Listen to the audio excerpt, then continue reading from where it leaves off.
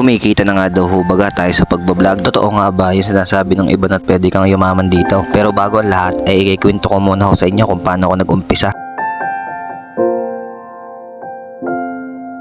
Garnay, sa totoo nga ho, hindi ho rin ang kauna-unahan kong page. Noon hong March 2023, hindi pa ho Facebook no na madalas kong panoorin ng Garnay mga vlog. Sa YouTube pa ho ako madalas manood ng mga panahong yon. At doon ko rin ho nakikita yung mga ibang vlogger na talaga namang yumayaman. Siyempre dahil mahihain ho tayo, hindi ko ho alam kung paano ho ako magsisimula. Pero gustong gusto ko talagang gumawa ng isang page o YouTube channel nga ho. Siyempre sino ba naman ang ayaw yumaman o yung umangat sa buhay man lang? Karamihan naman siguro ng tao ay gusto yung marangyang pamumuhay. O wag na nating sabihing marangya, kahit yung may kaya na lang, okay na rin naman yun eh. At teka muna, isisingit ko muna rin nangyayari din eh kung nasaan tayo. Nayakag nga pala akong kumain ng aking dalawang pinsan. Pare naman video ng medyo matagal-tagal na, ngayon ko lang may upload. Ay di naisip-isip ko ang digger na lang aking gagawin content. Ikikwento ko na lang sa inyo kung paano ako nagsimula. Ay di nun nga hong March 2023 ay gumawa ako ng YouTube channel para ho dun sa aking bunsong anak. Nakita ko nga ho sa kanya ay nagbibideo siya tapos para kinakausap niya yung mga viewers. Naisip ko kaysa ako na wala naman siguro mag-i-interest na panoorin ako, yung anak ko na lang yung ginawa ko ng YouTube channel. Ay di nung mga panahon nga ngayon ay okay naman. Nakikita ko naman sa anak ko na nag-i-enjoy siya. Pero habang lumilipas nga mga araw, pag sinasabihan kong gagawa kami ng video, parang umaayaw na siya. Siyempre para sa akin mahirap naman sa bata na pilitin dun sa mga bagay na ayaw niya. Pero nakapagawa pa rin kami ng Facebook page ng mga panahon yun. Kung napadaan sa inyo yung Alingling TV, yun ho yung anak ko. Di yun na nga ho, nanawa na nga ho siya. Kaya ho matagal tayong napatigil sa pagbablog. Nag-focus na lang ho tayo sa pagta-tricycle.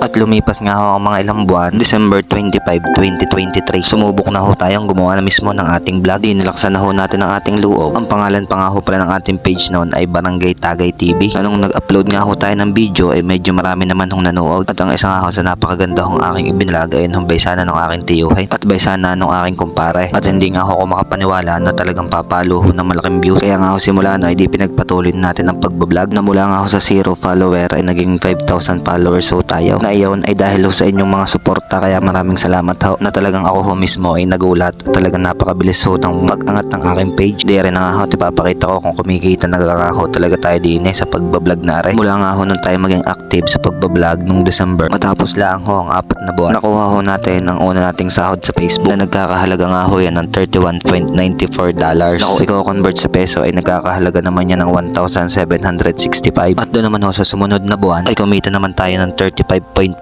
Na kapag i-convert naman natin sa peso ay nagkakahalaga ho yan ng 1,999 pesos, na para ho sa akin na isang malaking pasasalamat na at napakalaking bagay ho ng halagang iyan. Sa panahon ho ngayon ay sa hirap ng buhay, kaya ako sa mga nagbabalak mag-vlog dyan, habang may nanonood ho sa inyo, huwag kayong titigil. Meron mang may ayaw sa atin pero meron din namang natutuwa kapag tayo napapanood. Ay siya di pa paano, hindi ko na ho papakahabaan na rin aking video are. Kung may mga katanungan ho kayo na kaya kong sagutin ay pa-comment na lang ho diyan sa baba. Maraming salamat ho lagi sa inyong suporta. At kung bago ka sa aking page, huwag mo kakalimutang i-like at follow naman ito. Ay sadyang quality.